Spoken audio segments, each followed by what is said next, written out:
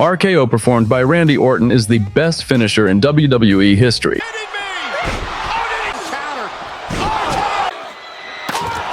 It's fast, brutal, reliable, and most importantly, you never know when and how it will be executed. After all, we associate Randy with the phrase "out of nowhere," which went viral and took over the entire internet. And what do you say, Logan? Your table splashes are nothing compared to Randy's. Of course, I'm just kidding. I appreciate what Logan has done. That was great too. However, the RKO as a finishing move is extremely spectacular and surprising, and it's just one move that captivates millions. You're not man enough! You'll never hit an RKO! With its unpredictability. The acronym RKO stands for Randall Keith Orton, which is the full name of our Viper. It's needless to say how integral his finisher is to his character. The RKO can be executed traditionally on the mat, tables, chairs, cars, stairs, and more. Moreover, it can be performed from preparation, out of nowhere as a counter, or even out of love. What surprises me is the fact that the cutter move itself has been used in the world of pro wrestling. It's nothing new! Yet over the years, through trying new things and figuring out how to execute and arrange the move better, Randy Orton created a legend. After all, each of us remembers and loves watching replays of the RKO on Evan Bourne, Seth Rollins diving right into the jaws of the snake, or my personal favorite, the RKO out of nowhere on Ricochet. I particularly appreciate these moments, because Ricochet fell quite controversially. Some might call it a series of botches that could have ended his career.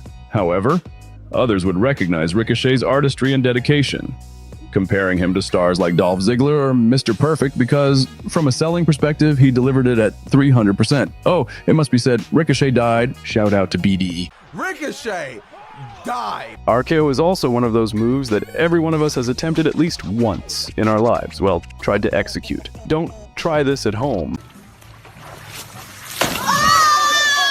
When we had friends or siblings watching WWE, we would still do such things. Those were the good old days. Looking at the RKO from today's perspective is probably similar. But another important aspect is when we first encountered Orton. Whether it was during his early days when he was a young kid and the RKO was more cartoonish and flying, or when he became the bald killer who disregarded everyone, or even with the latest mustache Viper persona. Of course, it's an oversimplification, but you know what I mean. It matters because when we watch something live for the first time, it feels more personal. And it's simply more enjoyable to look back. You can say to yourself, wow, those were the times I wish I could be at that time again. And until the time-traveling machine invented by the New Day becomes available to all of us, it could be a huge revelation. Please write in the comments when you first discovered Orton and what your favorite RKO moment is. I'm genuinely curious about your stories regarding Randy, whose career was put into question on May 20th, 2022. I hope it ends up being the best for Orton and the RKO, because I want to see Orton in action again. I'm confident in what I'm saying. Even if Orton were to transition into a semi-retired role, performing RKO during the presentation of Hall of Fame statues would be mandatory.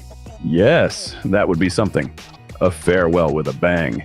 But that's still a few years away, unless Orton ends up like Edge or Rey Mysterio. They are Hall of Famers, but they can still compete on PPVs or occasionally on SmackDown or Raw.